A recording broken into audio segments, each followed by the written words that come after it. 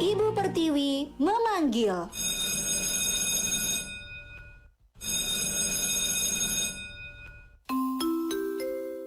Waktunya masuk kelas.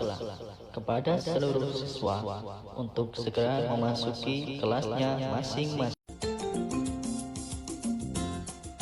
Assalamualaikum warahmatullahi wabarakatuh, pendengar RRI Mataram di seluruh kawasan Nusa Tenggara Barat. Senang sekali pagi hari ini saya Apriana Mahdan bisa menyapa di kelas on air RRI Mataram untuk edisi hari ini. Dan ini adalah edisi terakhir belajar di RRI untuk kelas on air ya.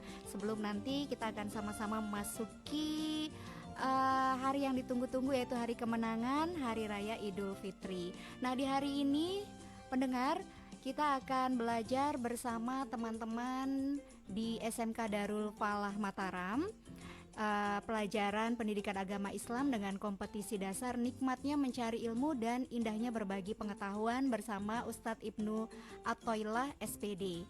Dan untuk pendengar yang ingin bergabung boleh menyimak melalui 89,2 FM, 92,7 dan 104,2 MHz dan AM 855 kHz. Dan bagi yang ada di Bima dan sekitarnya bisa menyimak melalui FM 91,4 MHz RRI Bima. Dan untuk teman-teman yang ada di wilayah Sumbawa dan sekitarnya bisa menyimak di FM 89,3 MHz. Dan kita sudah terhubung bersama Pak Guru Ustadz Ibnu Athoillah SPD. Assalamualaikum Ustadz. Waalaikumsalam warahmatullahi wabarakatuh. Napi kabar Ustadz, sehat? Alhamdulillah sehat. Alhamdulillah. Insya Allah pagi ini akan siap untuk menyapa para pelajar SMA dan SMK MA sederajat ya Ustadz. Halo Ustadz. Halo. Iya, baik. Agak kurang jelas suaranya. Oh, baik-baik. Sudah siap Ustadz untuk menyampaikan materinya? Iya, silakan. Baik. Kalau begitu silakan Ustadz. Kita mulai nih ya. Silakan. Assalamualaikum warahmatullahi wabarakatuh. Alhamdulillahilladzi rafa'a bil ilmi unasan wa zalla bil jahli akharin wa ja'ala ilmal fiqhi imadan li hadzal din. وصلي وسلم على سيدنا محمد سيد المرسلين وعلى آله وصحبه أجمعين ومن تبعهم بإحسان إلى يوم الدين أما بعد. Alhamdulillah wa syukurillah, kita panjatkan hadirat Allah Subhanahu wa taala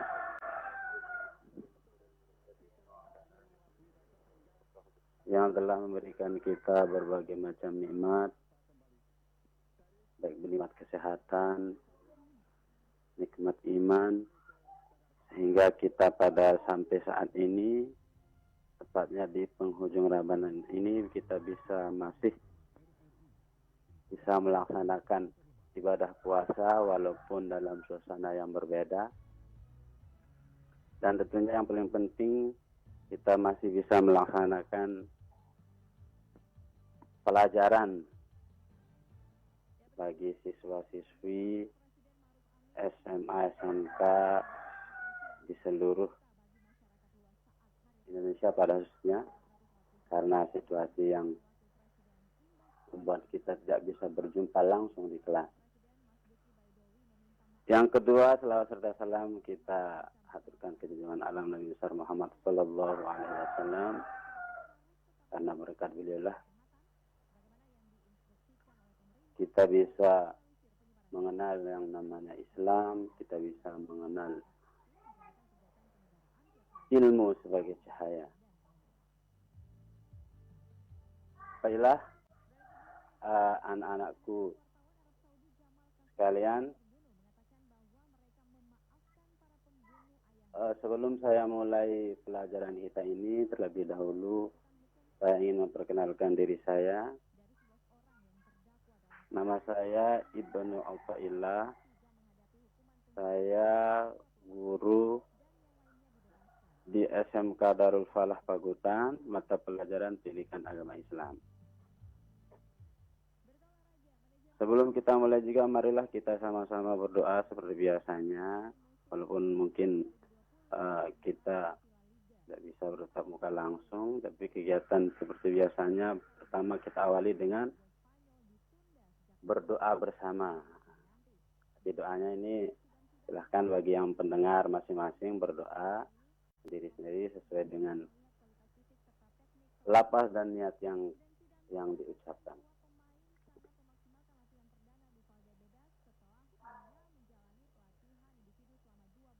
Siswa-siswi yang dirahmati oleh Allah, jadi mata pelajaran kita materi kita pada kali ini adalah nikmatnya mencari ilmu dan indahnya berbagai pengetahuan. Di kompetisi intinya saya bacakan kompetisi dasarnya ini menyajikan kaitan antara kewajiban menuntut ilmu dengan kewajiban membela agama sesuai perintah Allah dalam Al-Qur'an surat At-Taubah ayat 122 dan hadis terkait tentang menuntut ilmu. Tujuan pembelajarannya setelah mengikuti proses pelajaran ini serta didik diharapkan yang pertama, satu, dapat meyakini bahwa menuntut ilmu adalah perintah Allah dan Rasulnya. Yang kedua, memiliki sifat semangat keilmuan sebagai implementasi pemahaman dari Quran surat At-Taubah ayat 122 dan hadis yang terkait tentang ilmu. Yang ketiga, menganalisis semangat menuntut ilmu, menerapkan dan menyampaikan kepada sesama. Yang keempat, menyajikan kaitan antara kewajiban menuntut ilmu dengan kewajiban membela agama sesuai perintah Quran surat At-Taubah ayat 122 dan hadis terkait. Baiklah anak-anakku sekalian, jadi proses pembelajaran kita pada kali ini, yang pertama ini nanti saya akan paparkan mengenai tentang materi tentang ilmu, nikmatnya menuntut ilmu. Kemudian nanti saya akan disajikan ayat Al-Quran yang berkaitan tentang menuntut ilmu. Nanti di dalam analisis ayat Al-Quran itu nanti ada ilmu tajwid, kemudian bagaimana terjemahannya, terus yang terakhir itu nanti makna daripada ayat tersebut.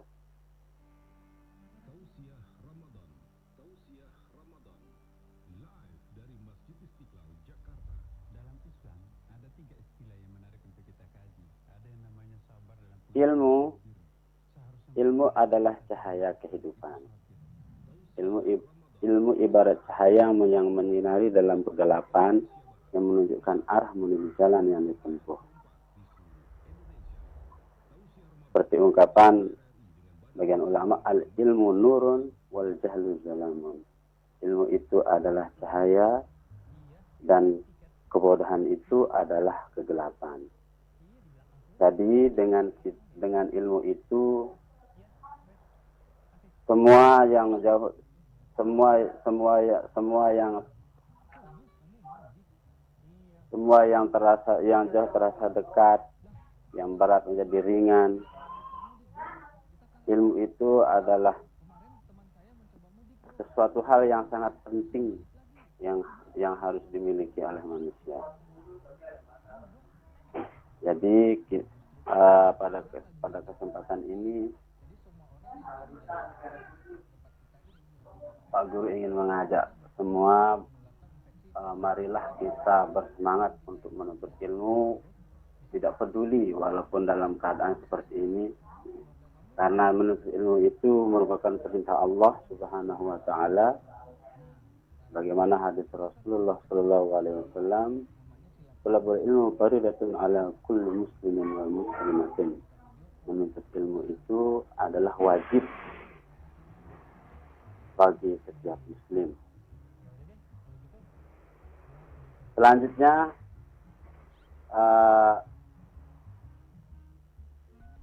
kita akan memahami makna menuntut ilmu dan keutamanya. Yang pertama, kewajiban menuntut ilmu. Seperti yang saya ungkapkan tadi, bahwa menuntut ilmu itu atau belajar itu adalah kewajiban seorang muslim. Ini sesuai dengan perintah Allah Subhanahu wa taala dalam Al-Qur'an dan hadis Nabi Muhammad sallallahu alaihi wasallam. Bahkan wahyu pertama kali yang diterima oleh Nabi Muhammad sallallahu alaihi wasallam itu adalah perintah untuk membaca atau belajar. Auzubillahi minasyaitonirrajim. Bismillahirrahmanirrahim. Iqra. Bacalah bismi rabbikal ladzi khalaq, dengan menyebut nama Tuhanmu yang telah menciptakan. Alladzi 'allama bil kalam, yang dia yang telah menciptakan manusia dari segumpal darah. Iqra wa rabbukal akram, dan bacalah Tuhanmu yang Tuhanmu lah yang maha mulia. Alladzi 'allama bil kalam, yang mengajar dengan pena. Dari ayat ini sangat jelas bahwa kita diperintahkan oleh Allah Subhanahu wa taala untuk belajar atau untuk menuntut ilmu. Yang selanjutnya, hukum menuntut ilmu. Jadi istilah ilmu itu mencakup seluruh pengetahuan yang tidak diketahui manusia, baik yang bermanfaat maupun yang tidak bermanfaat. Ilmu yang bermanfaat maka wajib dituntut dan dipelajari. Hukum menuntut ilmu wajib itu terbagi atas menjadi dua bagian. Yang pertama fardu kifayah dan yang kedua adalah fardu ain. Jadi fardu kifayah di sini pengertiannya adalah fardu itu artinya kewajiban. Kifayah maksudnya kewajiban yang dibebankan kepada sekelompok masyarakat. Di mana kalau kewajiban ini sudah dilaksanakan oleh salah seorang dari kelompok masyarakat tersebut, maka gugur kewajiban yang lain. Nah, ini pengertian daripada fardu kifayah.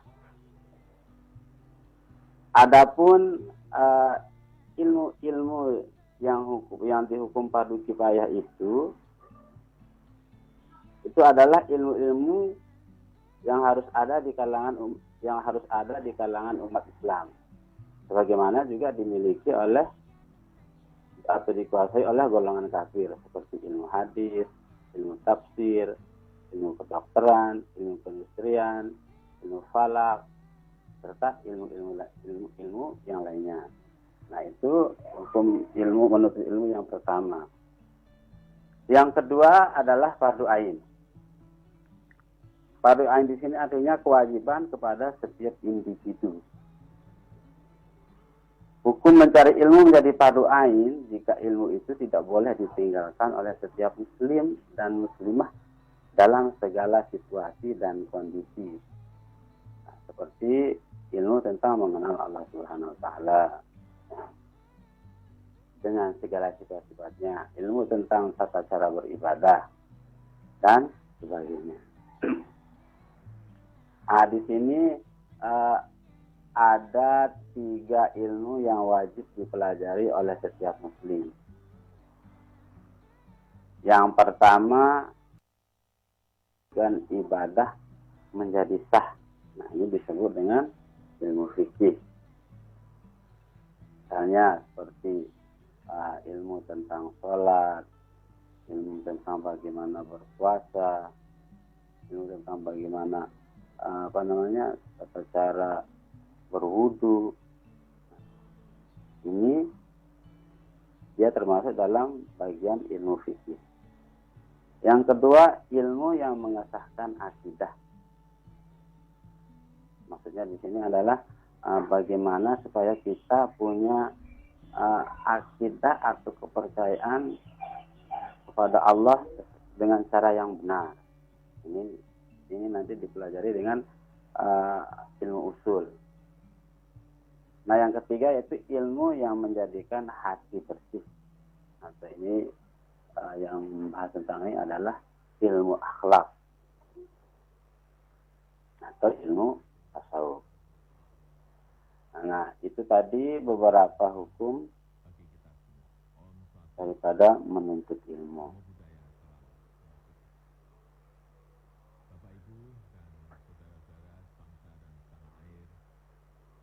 Selanjutnya, keutamaan orang-orang yang menuntut ilmu. Jadi keutamaan orang menuntut ilmu itu sangat banyak sekali. Di antaranya, pertama diberikan derajat yang tinggi di sisi Allah Subhanahu wa taala. Ini sesuai dengan firman Allah Subhanahu wa taala dalam Quran surat Al-Mujadilah ayat 11, dan Allah akan meninggikan orang-orang yang beriman di antara kamu dan orang-orang yang berilmu pengetahuan beberapa derajat. Dan Allah Maha mengetahui apa yang kamu kerjakan. Selanjutnya, keutamaan orang yang menuntut ilmu itu adalah diberikan pahala yang besar di hari kiamat. Ini juga sesuai dengan sabda Rasulullah SAW, penuntut ilmu itu adalah penuntut rahmat, dan penuntut ilmu adalah pilar Islam dan akan diberikan pahalanya bersama para nabi.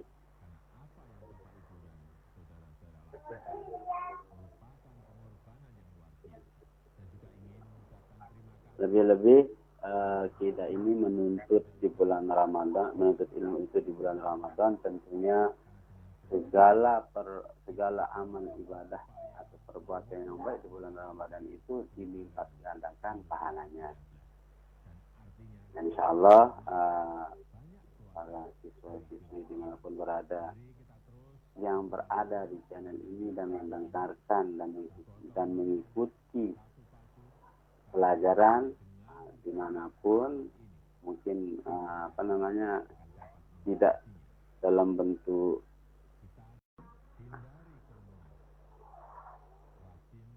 ini juga sesuai dengan sabda Rasulullah Shallallahu Alaihi Wasallam. Sedekah yang paling utama adalah jika seorang muslim mempelajari ilmu dan mengajarkannya kepada saudaranya sesama muslim. Jadi orang bersedekah itu tidak hanya dengan harta, tapi sedekah yang paling utama itu adalah dengan ilmu. Karena kalau harta itu disedekahkan, mungkin tidak seberapa lama akan cepat habis, tapi kalau ilmu itu semakin disedekahkan, semakin diajarkan, maka dia akan bertambah banyak. Bukannya habis, tapi dia akan selalu bertambah. Nah, itu kelebihan daripada menuntut ilmu. Kemudian kelebihan yang selanjutnya adalah lebih utama dari seorang ahli ibadah.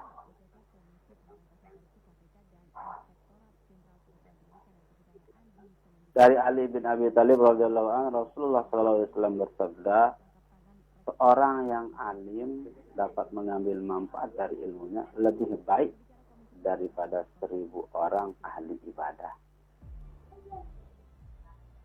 Jadi orang yang alim atau orang yang berilmu itu dia itu lebih utama atau lebih mulia daripada orang yang ahli ibadah.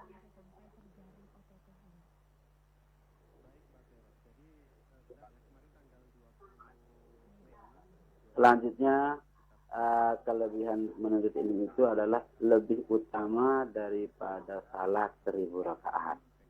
Insyaallah kita tidak mungkin melakukan salat banyak 1000 rakaat dalam bulan.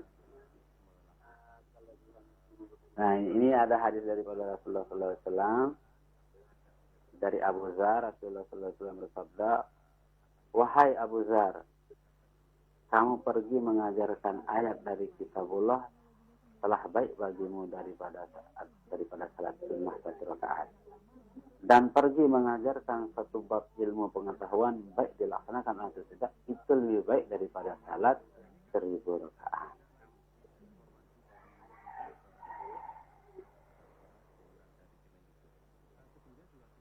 Kemudian keutamaan menuntut ilmu itu adalah diberikan pahala seperti pahala orang yang sedang berjihad di jalan Allah. Yang terakhir, yaitu dinaungi oleh malaikat pembawa rahmat dan dimudahkan menuju surga.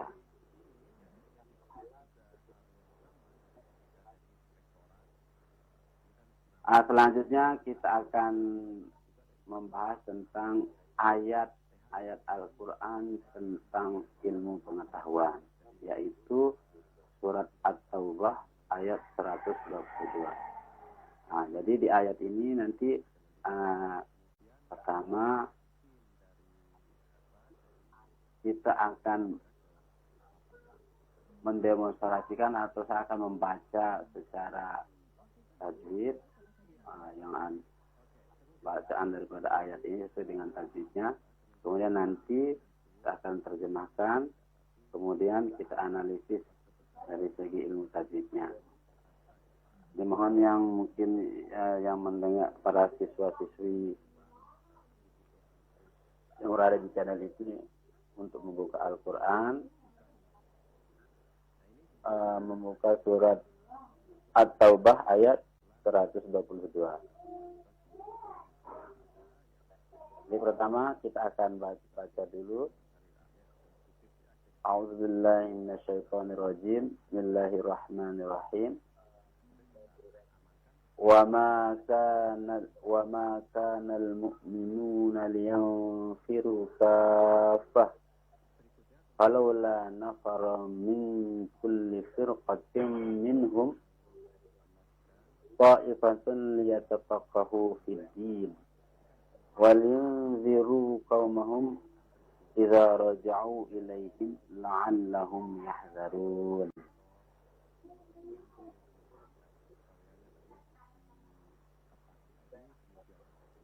وَمَا كَانَ الْمُؤْمِنُونَ, dan tidak sepatutnya lah orang-orang yang beriman itu liyanfiru kafah, yaitu pergi semuanya ke medan perang. Jadi kalau kita terjemahkan perkataannya nih, wa ma kana, wa dan ma tiada, atau tidak pantasnya lah, karena kanal mu'minu adalah orang-orang yang beriman, liyanfiru untuk pergi ke medan perang, kafatan sekalian, artinya sekalian orang yang beriman. Falaula nafara min kulli firqatin minhum, falaula nafara,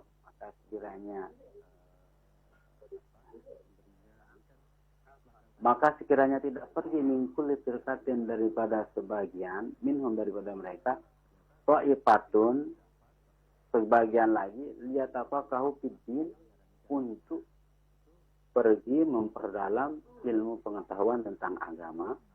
وَلْيُنْذِرُوا قَوْمَهُمْ,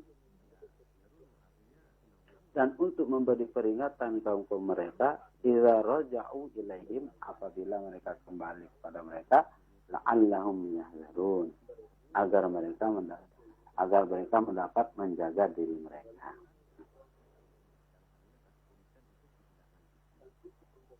Selanjutnya kita akan menganalisis dari segi tajwidnya.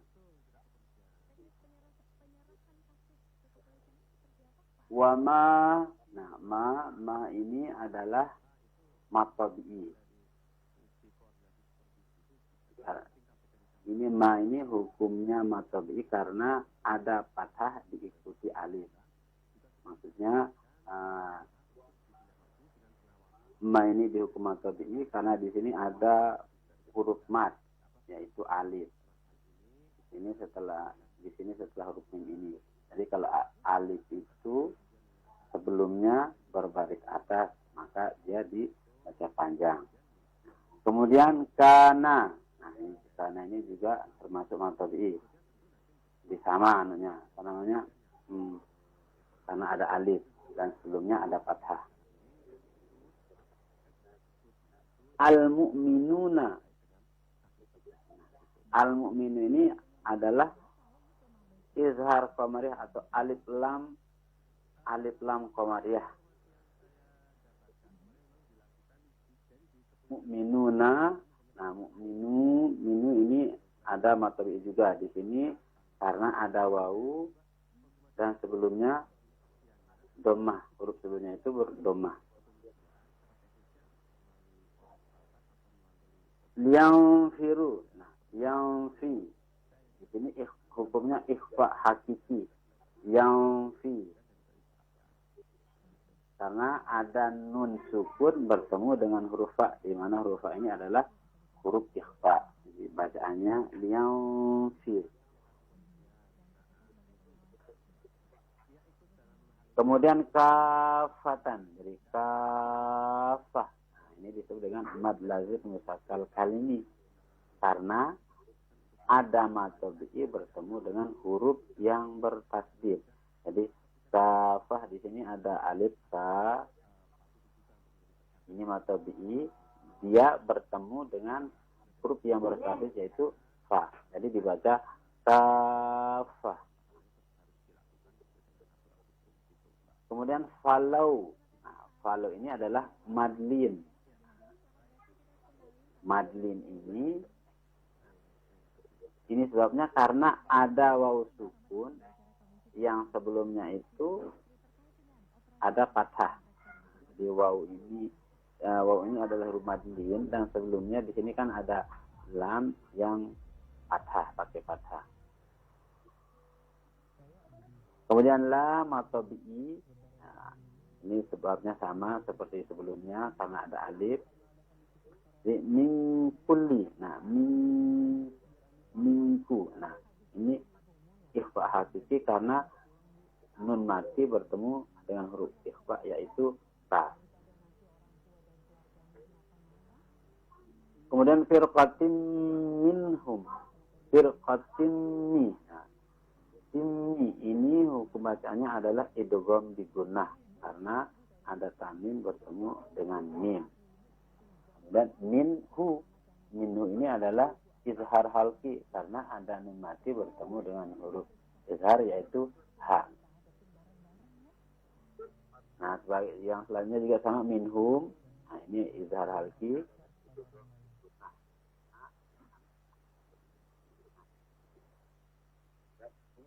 Kemudian ta'ifatum ta. Nah, ta'ifatum ta ini adalah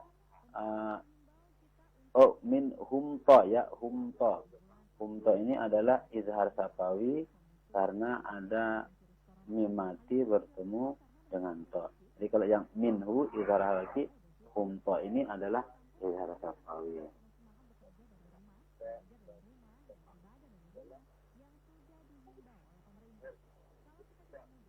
Kemudian ta'ifatul li. Nah, ini idgham bil gunnah karena ada tanwin bertemu dengan lam.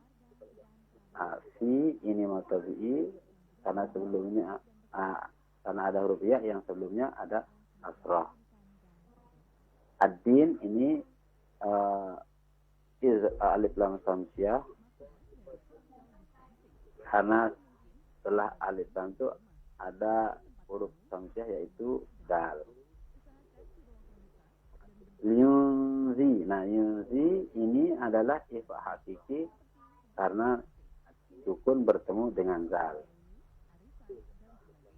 Qaumahum. Nah, qaum ini juga sama seperti lau tadi, hukumnya itu madlin karena sebelum mau itu ada fathah.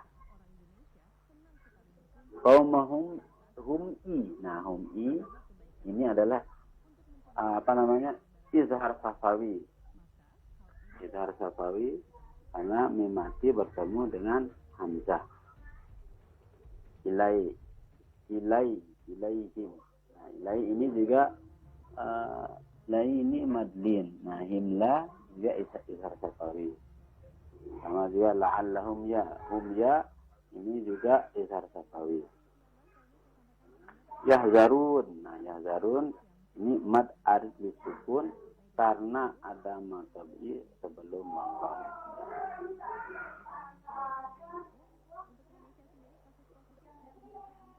Nah, itulah tadi hukum-hukum tajwid daripada bacaan ayat surat At-Taubah. Kemudian kandungan daripada ayat ini adalah bahwa Allah tidak hanya memerintahkan kita untuk berperang, tapi sebagian kita hendaknya harus pergi untuk menuntut ilmu, karena dengan menuntut ilmu itu supaya kita bisa menyebarkan agama secara merata dan kita bisa melakukan dakwah secara efektif dan bermanfaat untuk mencerdaskan umat Islam. Nah, jadi orang yang menuntut ilmu itu sama seperti orang yang berjihad. Kemudian hadis-hadis tentang mencari ilmu itu, pertama hadis tentang salah satu fungsi ilmu itu, man arada dunya fa'alaihi bil ilmi wa man arada al akhirah fa'alaihi bil ilmi wa man aradahu fa'alaihi bil ilmi. Jadi barang siapa yang menginginkan dunia, maka hendaklah dia berilmu. Barang siapa yang menginginkan akhirat, maka hendaklah dia juga dengan ilmu. Barang siapa yang menghendaki keduanya, itu dunia dan akhirat, tentunya juga dengan ilmu.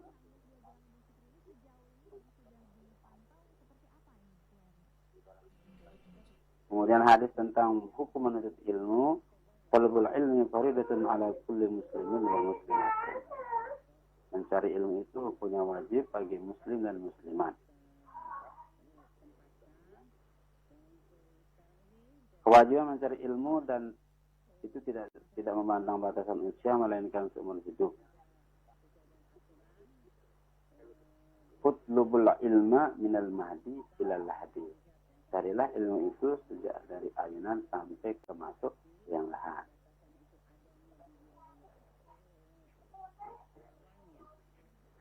Nah, itulah hadis-hadis tentang menuntut ilmu, dan banyak sekali lagi, dan masih banyak lagi hadis yang berkaitan tentang menuntut ilmu.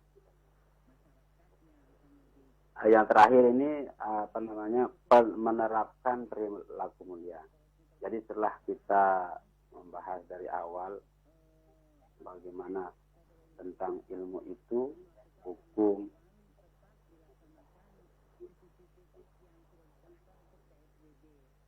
dan hadis-hadis yang berkaitan tentang ilmu itu, tentunya ini bisa membentuk perilaku mulia. Jadi perilaku mulia yang tergambar dalam penerapan daripada menuntut ilmu itu, yang pertama adalah jadilah orang yang berilmu atau pandai. Sehingga dengan ilmu seorang muslim bisa mengajarkan ilmu yang dimilikinya kepada orang-orang yang ada di sekitarnya. Yang kedua, jika tidak bisa menjadi pandai atau yang mengajarkan ilmunya kepada umat manusia, jadilah seorang yang mau belajar atau sebagai penuntut ilmu.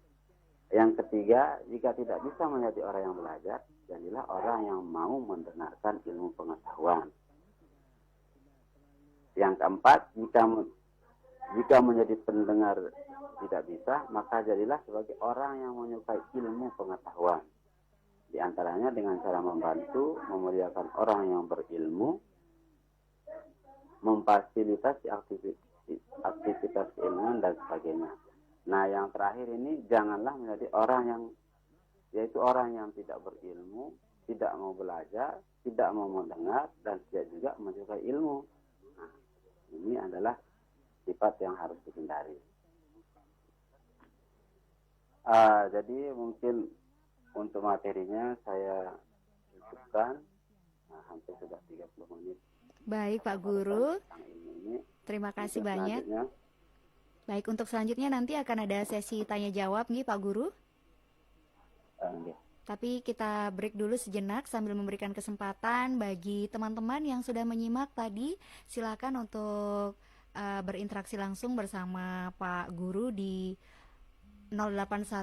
0812057000. Jadi silakan untuk yang ingin bertanya via SMS atau WA boleh, untuk telepon juga di 081802057000. Jadi jangan kemana-mana, kita akan lanjut kembali nanti masuk ke sesi tanya jawab atau diskusi bersama Pak Guru di Belajar di RRI.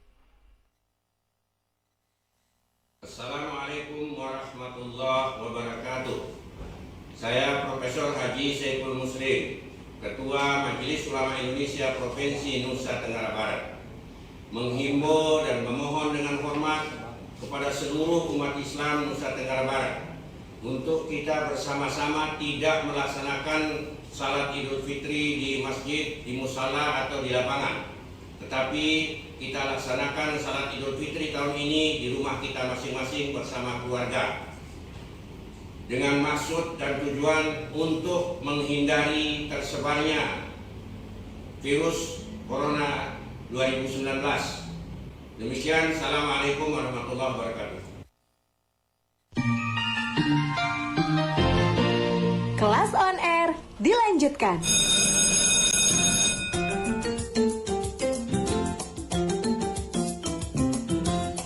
Baik pendengar RRI, masih di Belajar di RRI, kelas on air RRI Mataram untuk edisi hari ini.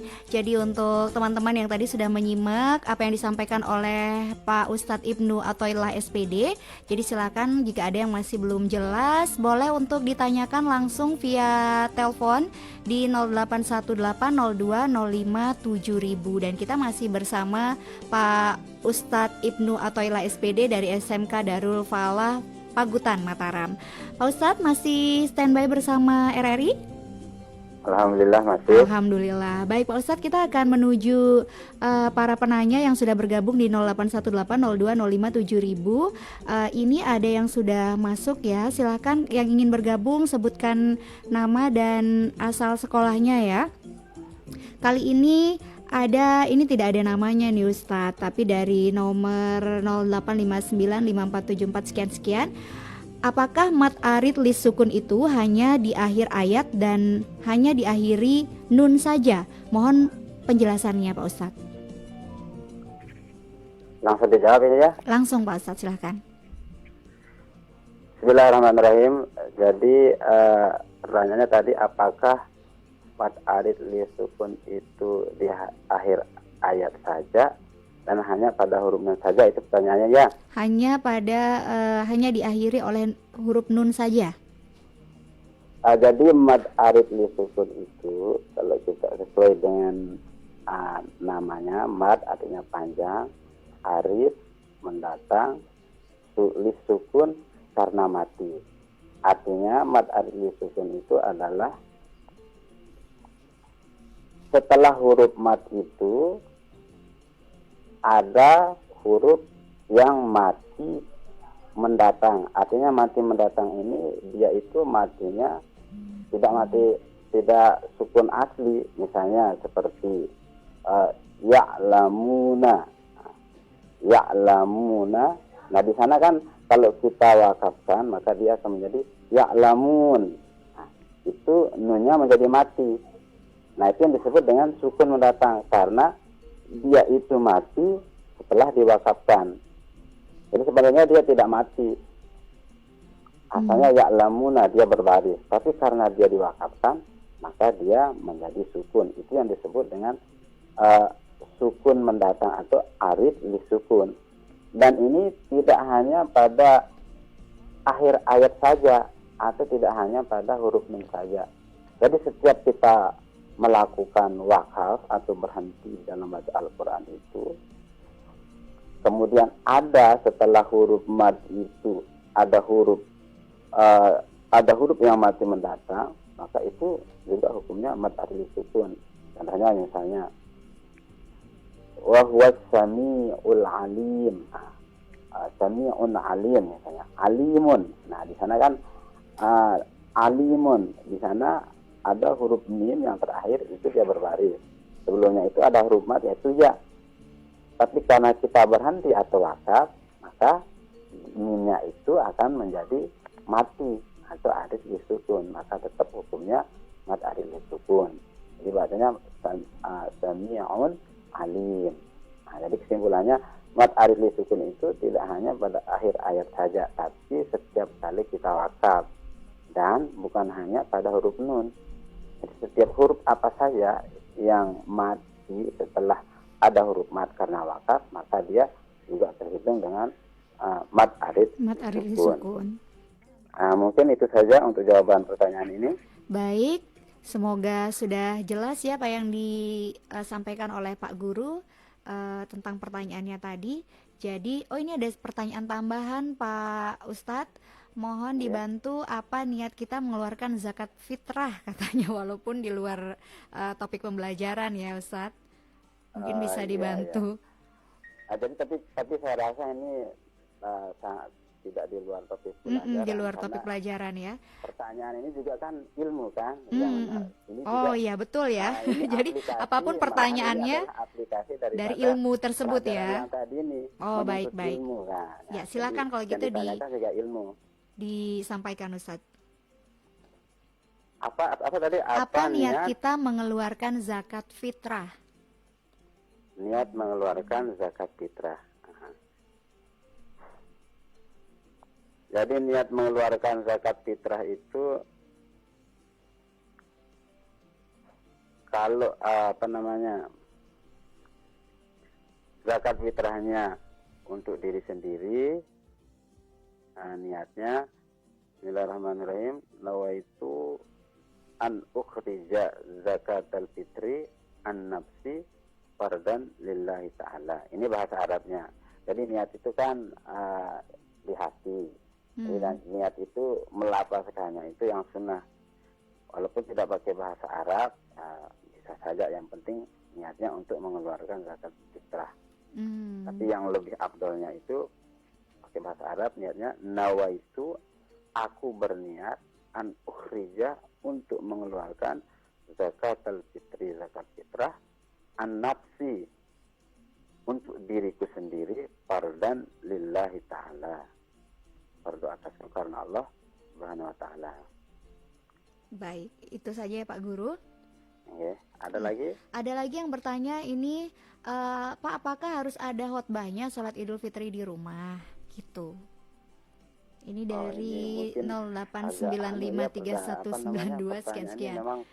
Jadi banyak yang menyimpang dari karena memang berkaitan dengan sekarang ini mengeluarkan zakat fitrah, kemudian besok mau Idul Fitri. Jadi pertanyaannya seputar ini saja. Iya. Silakan Pak Ustadz. Apakah harus ada khotbahnya sholat Idul Fitri di rumah? Oh iya, jadi untuk sholat Idul Fitri, ini mungkin pertanyaannya karena ada himbauan pemerintah. Sekarang harus lebaran di rumah saja. Sholat Idul Fitri di rumah saja. Jadi sebenarnya kalau sholat Idul Fitri di mana saja itu sama aturannya. Jadi dari tata caranya ataupun untuk khutbahnya itu tetap ada. Nah, untuk orang yang sholat Idul Fitrinya secara berjamaah di rumah, maka itu tetap ada khutbahnya, disunahkan untuk melakukan khutbah. Tapi misalkan kalau tidak ada yang bisa untuk melakukan khutbah di keluarganya, itu ya boleh tidak dilaksanakan. Tapi tetap Idul Fitrinya itu sah. Apalagi kalau sholat Idul Fitrinya sendiri tanpa berjamaah, ya tidak usah ada khutbahnya. Jadi tetap walaupun sholat di rumah ada khutbahnya, tapi dengan ketentuan kalau berjamaah masih disunatkan untuk berkhutbah, tapi kalau tidak ada yang bisa khutbah, ya boleh tidak khutbah. Idul Fitrinya tetap sah. Nah, kalau sendirian ya tidak usah khutbah. Itu saja untuk pertanyaan ini. Baik, ada lagi yang bertanya nih Ustadz, apakah kewajiban tentang ilmu hanya untuk menuntutnya saja atau juga mengajarkannya? Seperti itu. Apakah mengajarkannya juga ini sama kewajibannya dengan mencari ilmunya? Begitu mungkin kurang lebih ya maksudnya. Oh iya. Apakah kewajiban menuntut ilmu itu juga sama wajibnya dengan mengajarkannya? Nah, jadi seperti hadis yang sudah dibacakan tadi, menuntut ilmu itu wajib. Talabul ilmu fardhatun ala kulli muslimin wa muslimatin. Mengajarkannya juga wajib. Mengajarkannya juga wajib. Mana lebih wajib Ustadz, nuntut ilmu atau mengajarkannya? Menuntut ilmu atau mengajarkannya? Ya sama-sama wajib. Sama-sama wajib ya. Baik, Ustadz terima kasih banyak karena waktu sudah hampir merapat ke jam 12 siang. Jadi silakan mungkin Ustadz ingin menggaris bawahi apa yang disampaikan tadi, poin-poinnya dalam kesimpulan perkara menuntut ilmu ini, silahkan. Bismillahirrahmanirrahim. Jadi anak-anak sekalian dimanapun berada, alhamdulillah kita sudah melewati 1 jam ya, 1 jam kita sudah melewati untuk dalam pembelajaran ini, dan insya Allah apa yang kita lakukan ini adalah bernilai ibadah dari si Allah Subhanahu Wa Taala, lebih-lebih ini pada bulan Ramadan. Jadi yang saya ingin sampaikan bahwa marilah kita terus menuntut ilmu walaupun bagaimana kondisinya, walaupun dalam saat ini kita masih terkena oleh wabah, itu bukan berarti semangat kita untuk menuntut ilmu itu menjadi turun. Dan kalau kita sudah mengerti tentang ilmu itu, maka hendaklah kita ajarkan kepada orang lain. Mungkin hanya ini saja yang bisa saya sampaikan. Kurang lebihnya saya mohon maaf. Baik Pak Ustadz. Adanallahu ya sabilil falah wal muwaffiq ila aqwamit thoriq. Wassalamualaikum warahmatullahi wabarakatuh. Waalaikumsalam warahmatullahi wabarakatuh. Terima kasih banyak Ustadz atas kesempatannya mengajar teman-teman para pelajar di seluruh kawasan Nusa Tenggara Barat dengan tema yang luar biasa, penutup dan akhir dari rangkaian belajar di RRI ditutup dengan nikmatnya mencari ilmu dan indahnya berbagi pengetahuan. Jadi insya Allah walaupun dalam wabah ini, semangat belajarnya teman-teman pelajar ini akan terus berkibar ya Ustadz. Amin, amin. Terima kasih Ustadz, selamat melanjutkan aktivitas untuk hari ini dan selamat menjalankan ibadah puasa. Baik, para pendengar, demikian akhir dari belajar di RRI Kelas On Air RRI Mataram untuk edisi hari ini bertepatan dengan 29 Ramadan 1441 Hijriah, dan ini adalah edisi terakhir Kelas On Air RRI Mataram, dan kedepannya akan ada kelas lain yang tidak kalah menariknya untuk diikuti oleh seluruh pendengar di kawasan Nusa Tenggara Barat. Nantikan kelas inspirasi di RRI Mataram. Untuk itu saya Apriana Mahdan yang sudah menemani selama kurang lebih 1 kali 60 menit di kelas on air untuk edisi hari ini pamit undur dari ruang dengar pendengar RRI Mataram. Terima kasih banyak atas atensinya. Wabillahi taufiq wal hidayah. Wassalamualaikum warahmatullahi wabarakatuh.